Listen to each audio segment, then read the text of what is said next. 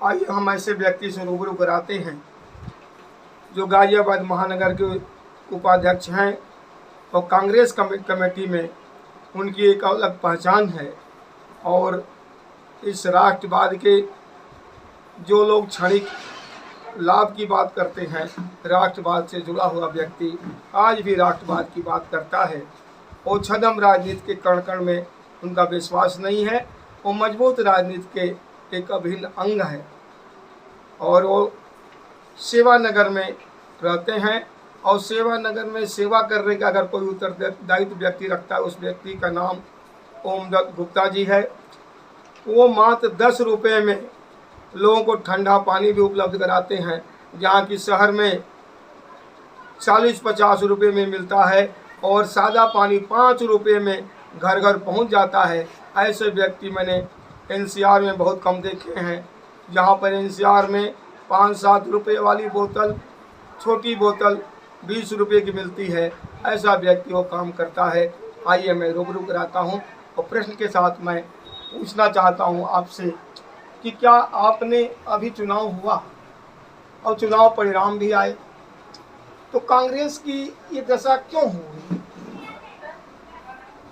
दरअसल लोगों का अपना एक विवेक था। एक तो फ्री राशन अनाज जो बटा उसमें बह गया व्यक्ति, तो उसका भी बहुत बड़ा असर पड़ा। जबकि बस यही कुछ मुद्दे हैं। बाकी हमें ये भी लगता है कि मशीनों में भी कहीं ना कुछ है मकोटा। अभी मशीनों की बात बहुत लोग कह रहे थे, जहाँ मशीनों का प्रश्न है वो भी है। प्रियंका गांधी जी ने जितना सुंदरता से रूबरू किया लोगों में, लोगों की छाप चुप छोड़ रही थी, भीड़ हो जा रही थी, लेकिन वो भीड़ वोट में तब्दील क्यों नहीं हुई? बस मैं तो यही कहूँगा, जनता जनार्दन का विवेक है। जो उन्होंने फैसला दिया वो हमने जो है उन्हें स्वीकार किया है और आगे को हम अपनी कमियां देखेंगे कि हमसे कहाँ कमी रही, कहाँ त्रुटि रही, तो उस पर हम आकलन करेंगे और विचार करके आगे बढ़ेंगे। नहीं, आप ठीक कह रहे हैं। जिस देश को नेहरू जी ने सींचा, बिल्डर ऑफ द नेशन कहा गया, इंदिरा जी ने पूरे विश्व के सामने अपनी राजनीति की एक नई अलख जगा दी, जिसमें राजीव गांधी ने कंप्यूटर जो आज चल रहा है, कंप्यूटर को देख करके भारत को विश्व बंधुत्व के सामने सबसे ऊपर कर दिया। और वो कांग्रेस आज ऐसी क्यों हो गई और लोगों के मन में वो दशा क्यों नहीं है जिस दशा को बदलने के लिए कांग्रेस जिम्मेदार थी, जिसने भाखड़ा नंगल बांध बनाया, जिसने एम्स तैयार की। आज कह रहे हैं कि कांग्रेस नखंदा है। लोग क्यों कह रहे हैं? मैं तो एक बात कहूँगा कि जहाँ सन 47 में जब देश आज़ाद हुआ था, इस देश के पास रोटी, कपड़ा और मकान तीनों बुनियादी ज़रूरतें भर नहीं थी। और रोटी के नाम पे जो है, हम भी छोटे छोटे थे, मेरी भी 63 ईयर्स की एज हो गई है। हम भी जब छोटे छोटे थे, खूब याद है, हम लोगों के घरों में गेहूं की रोटी उस दिन बनती थी जिस दिन कोई हमारे यहाँ रिश्तेदार आता था। जहाँ अनाज की कमी थी। लाखों साल पुराना ये देश है। भगवान राम भी इस देश में पैदा हुए हैं, भगवान कृष्ण भी इस देश में 5500 वर्ष पहले पैदा हुए। उस देश के अंदर जो लाखों साल से अनाज की पूर्ति नहीं हो पाई, वो देश आज़ाद होने के बाद इन 70 सालों में सरकार ने अपनी नीतियां बनाई। कांग्रेस की सरकारों ने देश को आगे बढ़ाने का एक संकल्प लिया और उन नीतियों के साथ किसानों ने भी मेहनत की, अपना योगदान दिया। जय जवान जय किसान का जो नारा हमने दिया, उसके आधार पर हरित क्रांति का जो नारा हमने दिया, उस नारे के आधार पर एक हरित क्रांति इस देश में आई और इसके लिए बुनियादी काम हुए। नए नए कृषि अनुसंधान केंद्र खोले गए आज़ादी के बाद। और यहाँ तक कि मिट्टी चेक करके हम देखते थे छोटे छोटे। मैं भी मूलतः जो है, मेरे फादर भी किसान थे। मुझे खूब याद है कि हम छोटे छोटे जब थे तो हमारे पिताजी अपने खेत की मिट्टी जो ज़िले में लैब होती थी, उस लैब में ले जाते थे और वहाँ मिट्टी चेक करने के बाद बताते थे। वहाँ हम गाइडेंस मिलती थी हमें कि आप इसमें जो है ये खाद डालो, ये बीज डालो, ये चीज़ बो, तो आपकी फसल जो है लाभकारी रहेगी। उस नीति के तहत हम काम करते थे। ये सब सरकारों की योजनाएं थी कि आज बहुत कम समय में हम अन्न पे आत्मनिर्भर बने, और इतने आत्मनिर्भर बने कि इस देश के अंदर अगर 2 साल तक एक अन्न का दाना भी पैदा ना हो तो भी सरकार गेहूं और चावल जैसी बुनियादी चीज़ें इस देश के लोगों को खिला सकती है।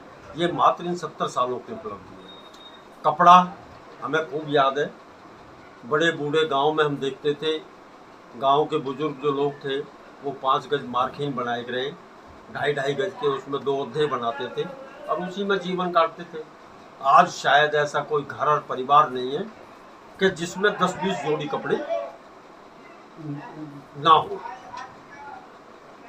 रोटी, कपड़ा और मकान की बुनियादी ज़रूरतें, मैं भी देहात मूल का जुड़ा हूँ। मुझे बचपन याद है, पूरे गांव में एक पक्का मकान नहीं होता था जब मैं छोटा था। आज मुझे लगता है कि पूरे मतलब मोदी जी के आने से पहले ही हमारे पूरे गांव में एक भी कच्चा मकान नहीं था। रोटी, कपड़ा, मकान, सड़क, बुनियादी ज़रूरतें, यातायात और जितनी भी आवश्यक चीज़ें हैं, सब पे जो है पूरी तरह से काम हुआ। ये तो एक अलग बात है कि झूठ का प्रचार करा गया, झूठ के प्रचार के आधार पे कहीं जनता को भ्रमित करके इन लोगों ने वोट हासिल करने का काम किया है। राजनीति है, ऊंच नीच चलती रहती है, हमें हिम्मत नहीं हारनी। हम मजबूती से फिर जनता के बीच में जाएंगे और अपनी उपलब्धियां और कांग्रेस सरकार की जो उपलब्धियां रही हैं उन्हें जनता के बीच लेकर जाएंगे और फिर दोबारा से विजय होगा। ये बहुत बढ़िया बात आपने कहा कि रोटी, कपड़ा, मकान का मूलभूत काम कांग्रेस ने किया। तो चाहे नेहरू जी का ज़माना रहा हो, जय जवान जय किसान ने इस देश को बहुत कुछ दिया है। गरीबी हटाओ के नारे ने दिया है। नारों से लेकर के लोगों में एक उत्थान की स्थिति पैदा हुई और ये देश समृद्ध हुआ। लेकिन फिर आप कहते हैं कि देश समृद्ध बनाने में देश को कांग्रेस की अतुल भूमिका अतुलनीय रही है। लेकिन फिर भी आज मात्र 5-10 साल से जो सरकार चल रही है, उसने कहा कि जो 70 साल में नहीं हुआ वो हमने मात्र 5-7 साल में कर दिया। इसमें आपकी क्या सोच है?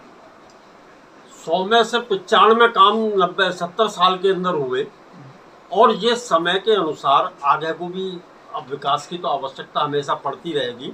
जहाँ कभी किसी ज़माने में कच्ची सड़कें थीं वहाँ पक्की सड़कें बनी, जहाँ पक्की सड़कें बनी समय के अनुसार वो कम पड़ने लगी, फिर 4 लेन, 6 लेन, 8 लेन और 16 लेन तक की सड़कों की जरूरत पड़ने लगी। ये तो समय के अनुसार विकास है, विकास की जरूरत पड़ती रहेगी।